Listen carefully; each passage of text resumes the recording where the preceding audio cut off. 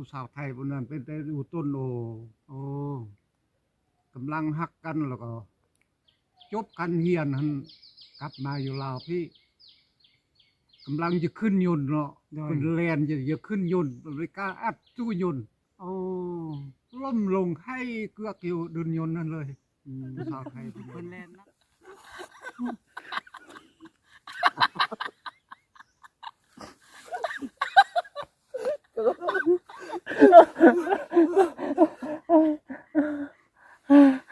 ไว้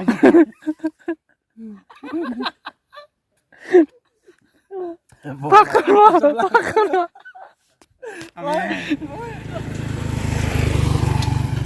สบายดีพ่อแม่พี่น้องเนาะยินดีต้อนรับทุกท่านเข้าสู่ช่องของบาวลีอีกคือเก่าคือเดิมเนาะก็ตอนนี้ทางทีมงานเราเดินทางมอนแยกพ่อแม่พี่น้องรู้ว่าจะไปทางใดมันมีแยกทางหลังของดาวบาวลาวเนาะโดยดาวบาวลาวถือกล่องอยู่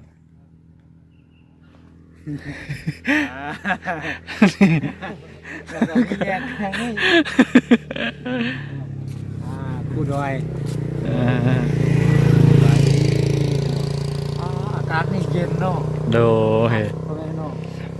ถ้าว่าต้นยางเบิ่งแม่ดาวบาวลาวแบบน้อยแต่ว่าสูงอะนะเนาะแม่นสูงคือดาว โอ้ บาวลาว สูงแต่สูงว่ะ หน่อยสูงบอลน้อยแล้วก็ตับนะดำบอลล่าน้อยแล้วก็สูง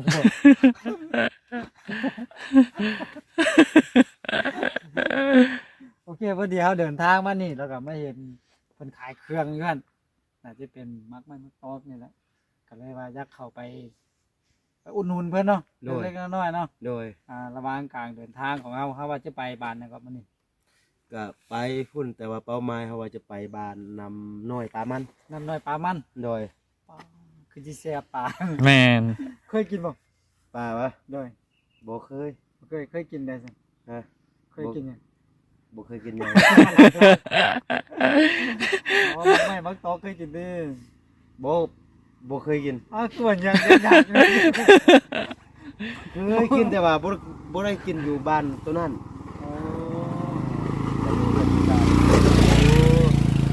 บอกทีละนี้มักทานอยู่บ้านน้ำน้อยปลามันเลยกินมันที่แซ่บไม่ได้กินเนาะ บ่ได้กิน บ้านน้ำน้อยปลามันเขาเคยไปทีนึงแล้วเนาะ น่าจะ ตอนไปน้ำคูคิว โดย นั่นบ่ โดย น่าจะเคยไปแต่ว่าตั้งแต่ปีแล้วพุ่นน่ะเนาะ โดย โดนเติบก็จนบ่จื้อแล้ว โอเคเดี๋ยวเขาไปเบิ้งผู้เฒ่าเพิ่นว่าเพิ่นขายมันยังหูพ่อแม่พี่น้องสบายดีผู้เฒ่า มา เฮ็ดหยังอยู่นี่ ขายมากนี่ ขายมังนั่นของอีพ่อเนี่ย ไปใช่เหรอหนึ่ง ลูกว่าสิไปบ้านน้ำน้อยปลามันไปทางไหนไปทางเนี้ยทางนี้ไปใส่ซะน่ะ น้ำกาด น้ำกราบไก่บ่ ดอกไก่ บ่ไก่อ่ะไปประมาณจักนาทีฮอด มันดึกยากเลยเพราะมันเช้านาทีก็ฮอดแล้ว อ๋อทางดีแบบนี้ไปเนาะว่าอีพอเพิ่นกินกาแฟบ่ใส่น้ำ ต้นโซนได้กินเหรอมากินล่ะ อันนี้ตู้เป็นหยังพอ เขาก็ซื้อน้ำมันกัน เขา ยังไปทุนบอกไปเมือง เขามาพระฝากอีพอไว้อีพออยู่บ้านใด ที่มันเที่ยวกัน บ้านเที่ยวอันนั้นเขากายมาพุ่นน่ะ อยู่บนหนทางเขาขึ้นเมืองวัดนี่ โดยแล้วอีพอไม่เฮ็ดสวนอยู่พี่ เฮ็ดอยู่นาน อ๋อเฮ็ดสวนมักส้มโอกับมักเกี้ยงเป็นของพ่อบ่แม่นของลูกอ่ะ โอ้คุยพอ น่ะพ่อแม่พี่น้องไปเบิ่งมักใหม่เบิ่งนี่มันหยังแดอันนี้ส้มโอนะพ่อเนาะ โอ้ลูกอยู่ใส่เหรอ พวกลูกอยู่เมืองพาอุดมมันเนี่ยพ่อ โอ้ อันนี้มักเกี้ยง แม่หนูมัดส้มเขียวเขาว่า โอ้มักส้มเขียวหวานหรือส้ม ส้มหน่อยนึง จำได้นึงพี่พ่อขายเท่าใด 7 หน่วย 5,000 7 หน่วย5,000เนาะโอ้เบิ่งชิมเบิ่งก่อนเด้อเดี๋ยวไล่หน่วยหนึงแล้วอันนี้ปลูกเองเนาะ ลูกเองของธรรมศาสตร์ เลย ปลูกหลายบ่เพาะ หักลายออก ปลูกหลายอะ อืม จะขายมวนอยู่บ่ ครับได้ขายย่อยนั่นแหละ เออ ขายเป็นโล บ่มีคนมาขายมาซื้อยกเนาะ ผู้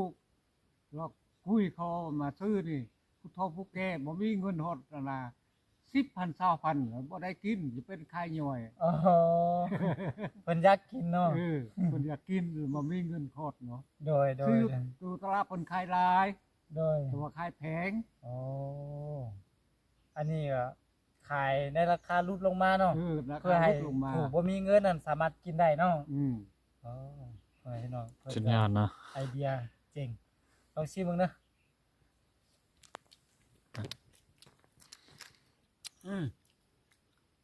หวานนำมาเล่า เอาอีก ชิมมึงแม่ เอาก่อนเอาก่อน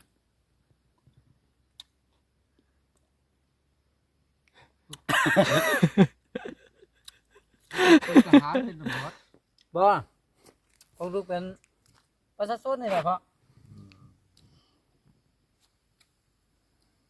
ไปลิ้นไปเที่ยว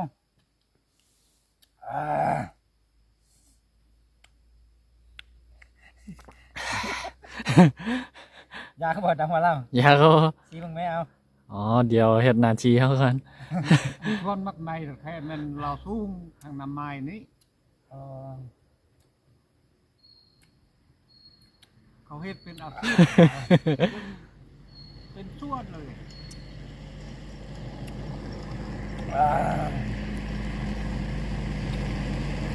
ก็เจ้าของกินอันนี้อันนี้หวานหรือส้ม ขึ้นใจบางคนแซบอยู่ แค่ว่าขายเนื้ออะไร 5,000 5,000 ขอโทษ ก็บ่ได้แพงเลยเนาะ นี่มี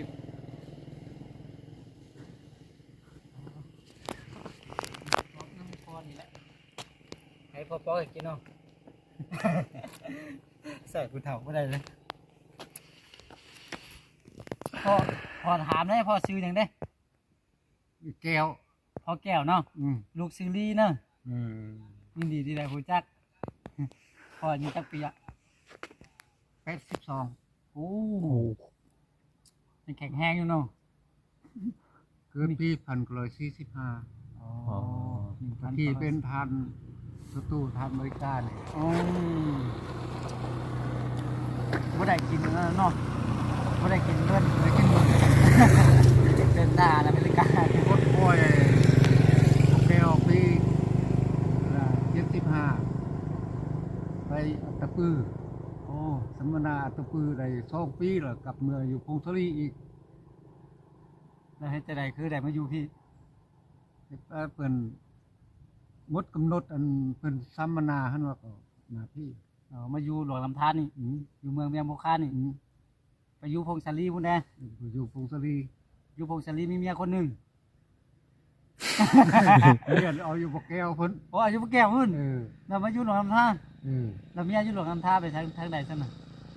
ฮะ เมียพออยู่หลวงลำธารไปทางใด เมียเราอยู่บ่แก้วพ่อเราอยู่รุ่นเพิ่นไปอันน่ะไปสัมมนาไปปีเพิ่นปลดปล่อยแล้วก็ อ๋อ เพิ่นเอาลูกเอาเมียไปส่งนำ อ๋อคิดว่ามีเมียอยู่พงศาลีเด้ โอ้อันอยู่พงศรีนึงมีโอ้ แน่ นี่ มาแล้วนะ คนรวยจังนี่มันมีเมียหลายคนน่ะ บ่ซื้อนี่พลน่ะปลา5คน โอ้โต มีเมีย5คน เราผู้ปัจจุบันนี่คนที่เท่าไหร่ คนที่6 คนที่6 ถึงที่6 โอ้ ไปบ่ได้เห็นหน้าเขาบ่ได้ก็ว่าเอ้ยแม่นั่นพอ เมียแต่ละคน5คนนี่มีลูกบ่ มีลูกหมด มีลูกหมดทุกคน ผู้ที่หนึ่งเอาอยู่ใช้เอา ผู้ที่1หรือเอาอยู่บ้านกระปอดเขาอยู่ใต้นี้ อยู่เมืองเมียงภูคานนี่ เออ มีลูกจักคน มีผู้หนึงเอาอีกตึมผู้หนึงก็มีผู้หนึง เอาผู้ที่หนึ่งก่อนผู้ที่หนึ่งมีลูกคนหนึงเนาะ เออ ผู้ที่สองเอาอยู่ใช้ ก็อยู่บ้านกระปอนคือกัน กำพรคือกัน เออ โอ้อยู่บ้านเดียวกันเลย คือขี่ใช้ใจกันแท้ ผู้ที่สองมีลูกจักคน ผู้เดียวหมด โอ้ผู้เดียวมั้งเนาะ เออ ผู้ที่สามเอาอยู่ใช้เอา ผู้ที่สามก็เอาอยู่บ้านพระแดงนี่ มันผาแดง เออ มีลูกคนหนึงตืม เออ ผู้ที่ชี้เอาอยู่ใส่ บ้านน้องค มันน้องข้ามีลูกคนหนึงอีกผู้ที่ห้าผู้ที่ห้าเอาอยู่ใส่ ำผู้ที่ห้าก็อยู่น้ำยอนบอกแก้วพื้น โอ้ โอ้ นี่ น้ำย้อนยัง อืม น้ำย้อนยังน้ำย้อนเก่าน้ำย้อนใหม่ น้ำยอนไม้ตั้งพี่นี่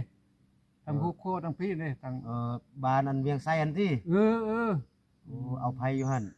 เอาลูกเอาเมียอยู่หั่นแหละ ก็เมียนะซื้อหยัง อีปลี เพลง ดีเว้ย หัว น้องเสืองลาน้องอันน่ะ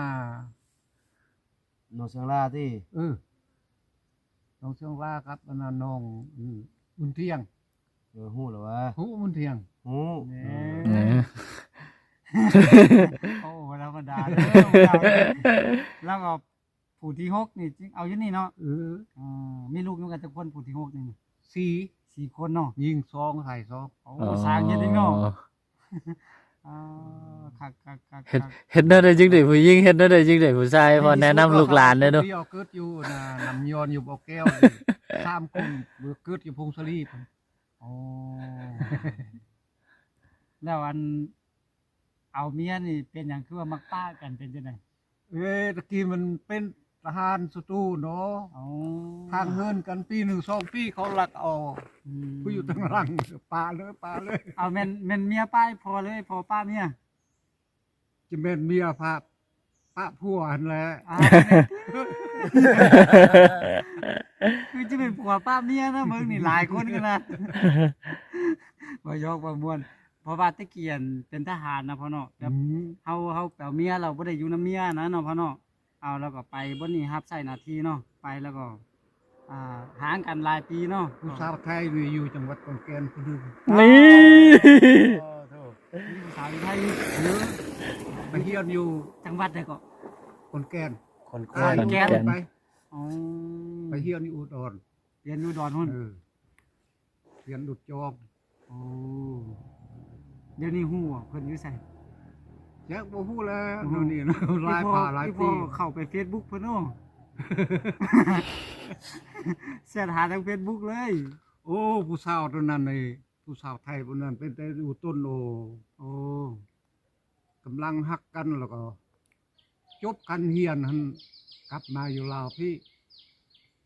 กำลังจะขึ้นยนต์เนาะเป็นแลนจะขึ้นยนต์เลยกล้าอัดสู้ยนต์ โอ้ ล่มลงให้เกือกอยู่ดุนยนต์นั่นเลย ผู้สาวไทยผู้นั้น เพิ่นแล่นนำพ่อ แล้วนำพ่อเนาะ เราไอ้พ่อขึ้นยนต์เนาะ ขึ้นยนต์ เราเพิ่น เลย อัด กล้าอัดตู้ยนต์นั่นเนาะ อ๋อให้เกลือกอีหั่นเลย ให้เกือกกัน แสดงว่าฮักกันแฮงเด้เนาะความฮัก งามเนอะสาวไทยผู้นั้นน่ะ ความฮักระหว่างหนุ่มลาวกับสาวไทยเนาะตอนนั้นเนาะ ชื่อเหมือนเดือนเพ็ญ โอ้ โอ้ ฟังชื่อก็น่าจะฮู้แล้ว ชื่อของม่วนเนาะ คนก็งามเนาะ งามเนาะ พ่อก็ยังคิดฮอดอยู่เนาะ คิดทอดโอ้ ค่ะที่ว่าเป็นช่วงเวลาที่ว่ามีความรู้สึกที่ดีต่อกันเนาะพ่อเนาะตัวรวมติดคอเลยเอาคุณว่าชี้แม่หวานมาเกี่ยงไอ้พอเพิ่นปลูกเองธรรมศาสตร์ ลูกอยู่ไทยเหรอ อันนี้อยู่น้ำย้อน ลูกอยู่น้ำย้อน เดี๋ยวลำย้อน แม่นแหละ ไม่รู้อยากมาก บ่ได้เฮ็ดเวียกหยังแต่กี้ลูกเป็นครูแต่ว่าไปบ่รอดก็เลยออก เป็นครูแล้วบ่ได้เลขตัวเลขรัตกรนะเพราะ โด ว่าย เพราะว่าช่วงแล้วหันมันเอาตัวเลขยากกันนะพ่อ แม่น ขาจำกัด เป็นครูอาสาได้อยู่9 ปี อดทนได้วันนี้โอ้ดูมันอดทนสุดยอด ไอ้กองผู้เป็นลูกกบนั่นกองพันมันเหรอไอ้กองที่บ้านกอบมัน กองอยู่อันน้ำย้อนวะ ก็อยู่ลำยอดเหรอน างกอง กองคำ กองคำซื้อกองคำวะพอแล้ว ส่งกี กองแก้วได้เนาะแม่นโอ้คือว่าอายุคือจะประมาณ3ลูกเลยเนาะ ก็จะมันก็จะแม่นทำกันแหละ เพราะว่าตอนนั้นเขาเฮียน ว่าที่56 ปี56กองน่ะ บ่แม่นติ ที่กอง ปี56ก็โอ้เป็นเอื้อยไทยเอื้อยว่าบ่เป็นลูกกกติ เออซื้อกองคำมันไปเรียนอยู่เวียดนามให้จบมาวังแล้วนี่ อ๋อ เรียนวัดหน่วย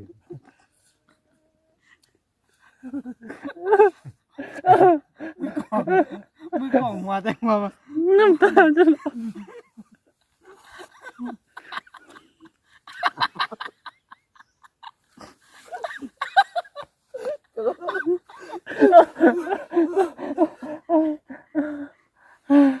หัว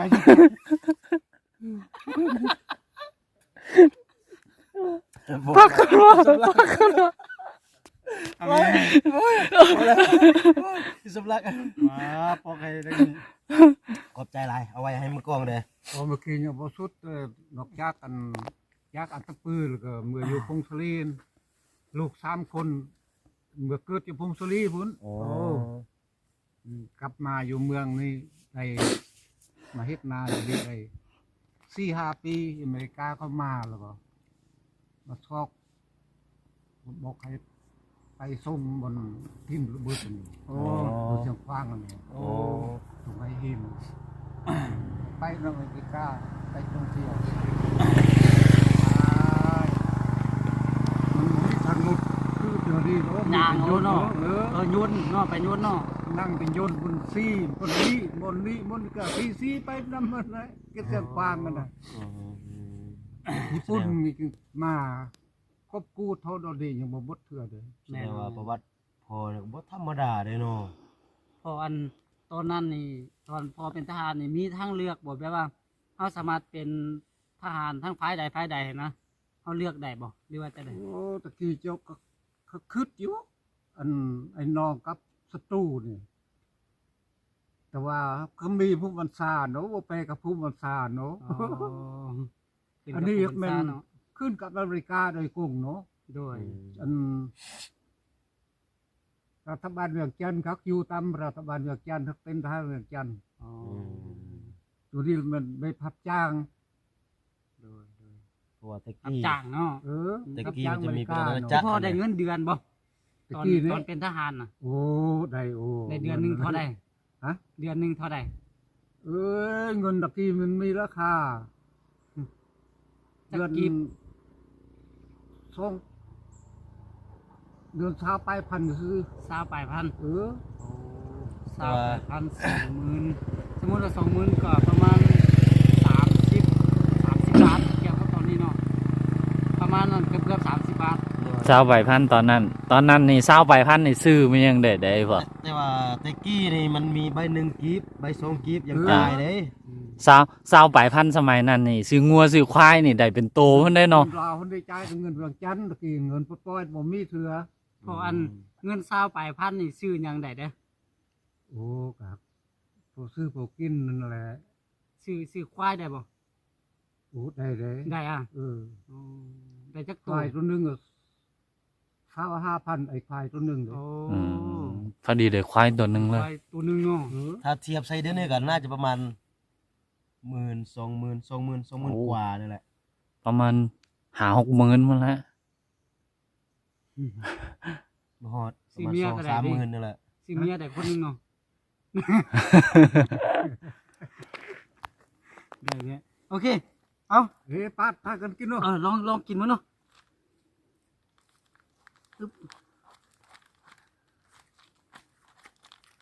เกลือปลาอยู่นี่หมดทุกอย่าง ไม่ยังพอเกลือโอ้คือสิหวานเลยเพิ่นตอกเกลือให้นี่ โอ้ยยังหน่อยหนึง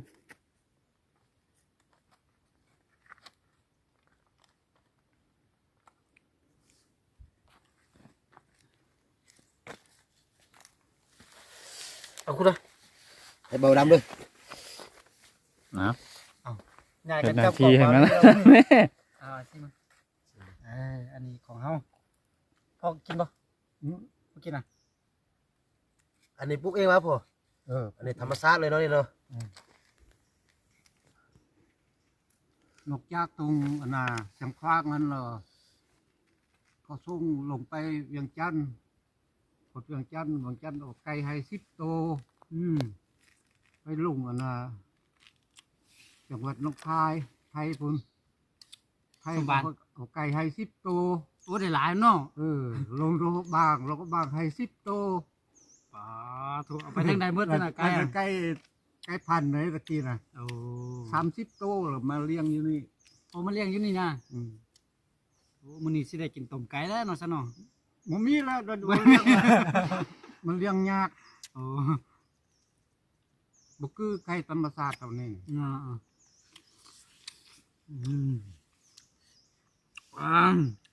แซ่บ สม ๆพ่อจุลูกไปเวียกก่อนเนาะ เจ้า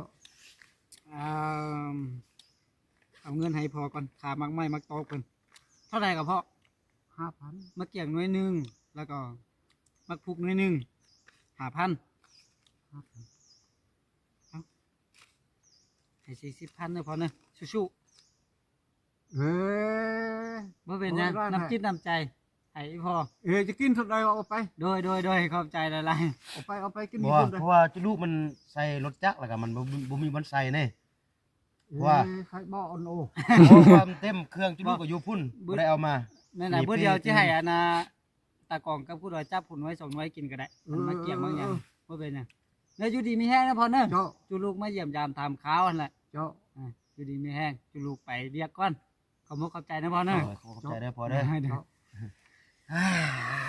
โตโอเคพ่อแม่พี่น้องกะมาอู่มาล้มน้ำเพิ่นม่วนขนาดลมไปลมมาก็ โอ้โห โอ้โหประวัติเพิ่นบ่ธรรมดา โด เนาะ ย แล้วก็หั่นแหละมันก็เป็นสิ่งหนึ่งที่เพิ่นผ่านมาตั้งแต่ตอนยังหนุ่มพุ่นละความหักความแพงเพิ่นมีความหักนำผู้สาวพังไทยพุ่นเด้พ่อแม่พี่น้องเนาะก็คือว่าและความสุขมันก็ สาวคอนแก่น แม่นก็ฝากถึงคลิปนี้เด้อพ่อแม่พี่น้องถ้าหากว่าอีแม่วันเพ็งเนาะ เดือนเพ็ญ เดือน เดือนเพ็ญ เดือนเพ็ญ เดือนเพ็ญเนาะ โดย ถ้าหากว่าเห็น เดือน คลิป เพ็ญ นี้ก็ ลำอ้อย อันแหละเพิ่น โด ก็ ย ยัง ซื้อมันลำ คิดฮอดคิดถึงแบบวัน โดย อดีตแบบเคยครั้งหนึ่งเคยมีความสุขกันนะ โด เคยมีความรู้สึกที่ดีต่อกันนะกับเพิ่นยังอยู่นี่แหละเนาะอยู่ที่บ้านอีหยัง เที่ยว พ่ออยู่บ้านน่ะก็ มันเที่ยว บ้าน อยู่บ้าน เที่ยว เที่ยว เมืองเวียงภูคาแขวงหลวงลำธารเนาะก็โอเคสำหรับคลิปนี้บาวลีก็เอามาให้พ่อแม่พี่น้องรับชมผ่อนคลายไปนํกันเนาะขอตัวลาไปก่อนเด้อแล้วพบกันใหม่ในคลิปต่อไปเนาะสบายดี สบายดี สบายดี